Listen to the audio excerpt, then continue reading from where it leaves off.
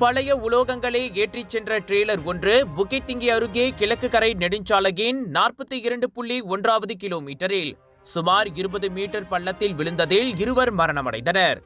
நேற்றிரவு மணி 8:16 அளவில் இந்த விபத்து குறித்த தகவலை தாங்கள் பெற்றதாக பஹாங் தீயணைப்பு மற்றும் மீட்புத்துறையின் பேச்சாளர் தெரிவித்தார். இதனைத் தொடர்ந்து பென்தோங் தீயணைப்பு மற்றும் மீட்பு நிலையத்தின் தலைவர் முகமது ஷஃபி சுலோங் தலைமையில் 9 தீயணைப்பு வீரர்கள் சம்பவம் நிகழ்ந்த இடத்திற்கு சென்று மீட்பு நடவடிக்கையில் ஈடுபட்டனர். மோப்ப நாயின் சேவையை பயன்படுத்தி ஓட்டுநரையும் அவரது உதவியாளரையும் கண்டுபிடிக்க முயற்சிகள் மேற்கொள்ளப்பட்டன. அவர்கள் இருவரும் ட்ரெய்லரின் முன்புறத்தில் பழைய உலோக குவியலுக்கு அடியில் சிக்கி புதையுண்ட நிலையில் காணப்பட்டனர்.